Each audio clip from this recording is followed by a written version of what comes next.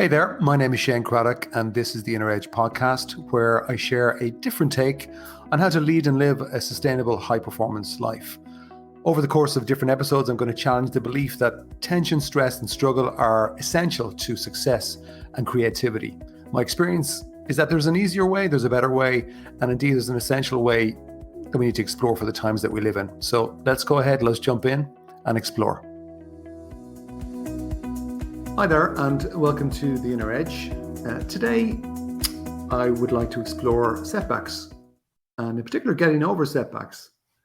Now, setbacks are something that we all have to deal with.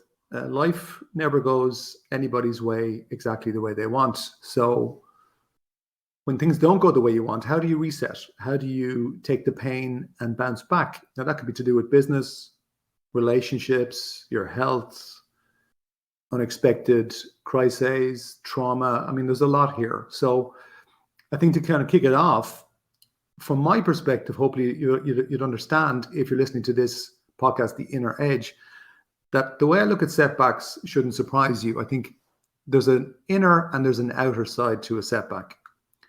But getting over the setback really is mostly to do with the inner side. Okay? I can't always control my circumstances or what happens. I can influence, but maybe not control.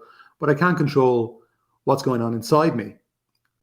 So that's true. Now, a funny story at my expense is, I remember years ago, before I was married, single boy Shane, in the dating scene. And I remember a girl that I was really into at the time unexpectedly broke up with me.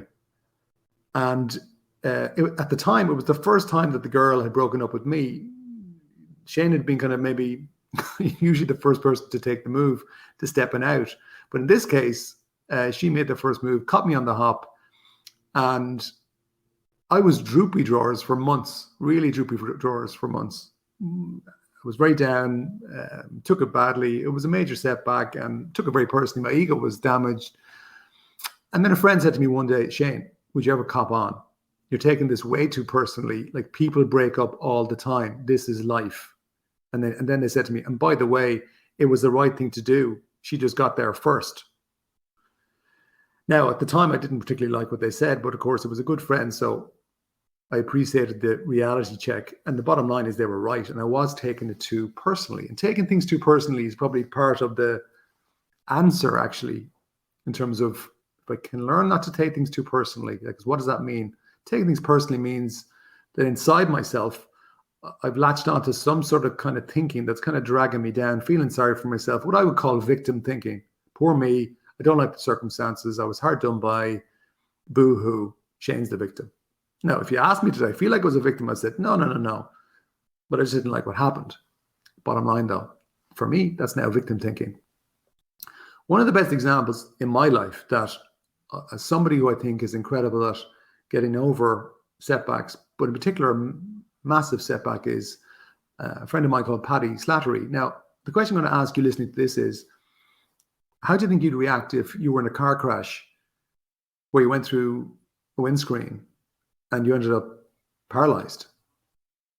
How would you deal with that setback? Well, without getting into it too much, that's exactly what happened to Paddy.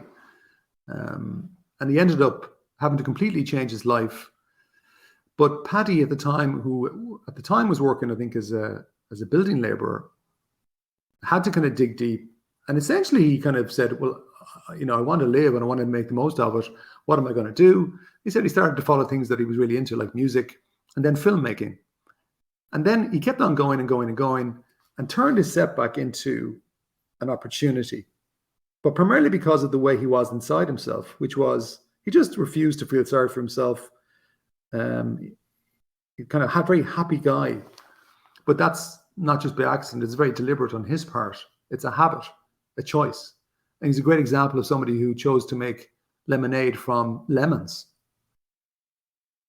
And I often think about Paddy in terms of just his attitude to life in general. And anyway, Paddy set himself this incredible goal of making movies, making films. He's won, to this date, many awards for short movies. And then he set himself a big goal of making a feature film, The Broken Law of Attraction, I think it's called, or Broken Law. And it's on Netflix. It's kind of a gritty Irish crime drama. in the spirit of Love Hate, the renowned TV series. It's dark, set in Dublin, but it's gritty. And anyway, Paddy made his movie. He put it on the Dublin International Film Festival, in the biggest screen in Ireland. And I think he won the Audience Award. And he's got a career in this area. But again, the setback, which seemed to be game over setback, he turned it into a new opportunity. And that to me is the possibility that's available to us all. I think Paddy is an amazing example of, as I say, making the lemonade from lemons. I'm thinking also now of a client that he was in a workshop type of program, actually the MindShift program that I run, which is kicking off soon, virtually. But a few years ago, he was in the workshop and it came out that he had been overlooked for a key promotion. It seemed like, from his point of view, it was destined that he was going to get the promotion, but then he didn't get it. And that really, really hurt. But it was 1 year after that, and the guy was still resenting the situation. But that resentment had kind of developed into toxicity, and now it had rippled into his general attitude to everything. He hadn't even realized it though, but literally his attitude was colored, tinted negative on pretty much everything. And that rippled into not just his work, his performance, but also his personal life and his in general sense of joie de vivre in life, which had been severely damaged.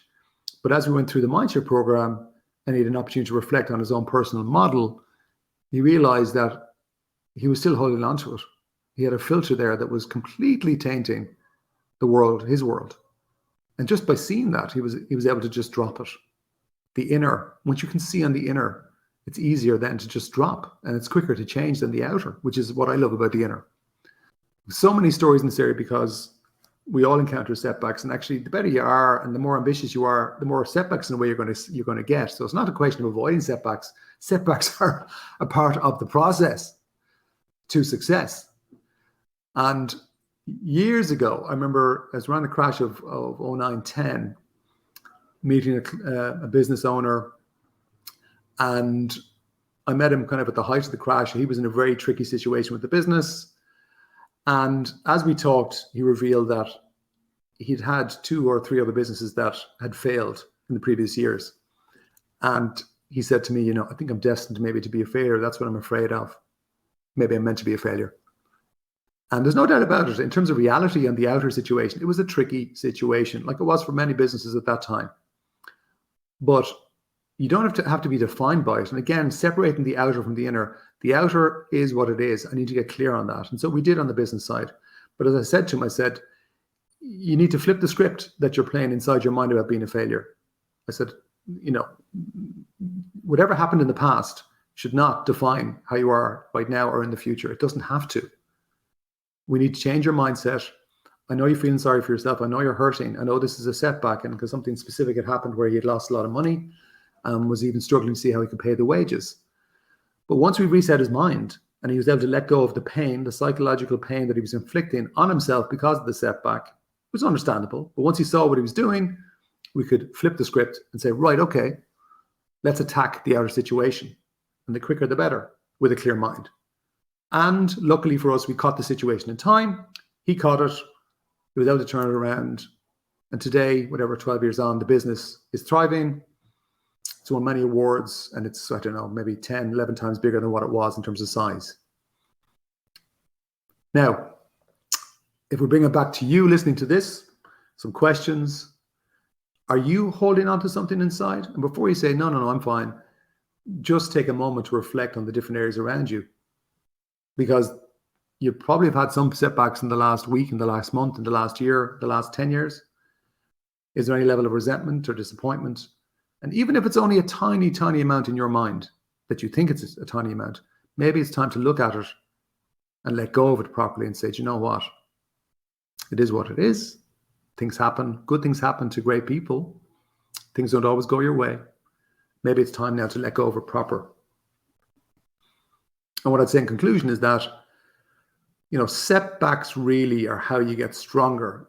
I think when you're listening, if you're listening to this type of podcast, you kind of know that anyway instinctively when you're in your right frame of mind. Sometimes though, we lose that frame of mind and we forget.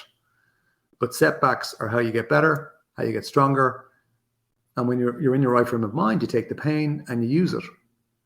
It's important that we don't let setbacks hold us down. And just for a bit of fun to close out, and before I'm going to give you a little slogan that I came across here to do with setbacks, which I thought was quite catchy. So you can use this today and impress people. But before I go, again, you might just, with regards to the podcast, if you like what you're listening to, subscribe to it, like it, share it. Subscribe to it, like it, share it. Nice ring to that. Easy. If you can do any one of those three or all three, I would be very grateful. Anyway, the slogan in terms of setbacks, here it is. Every setback is a setup for a comeback. Boom.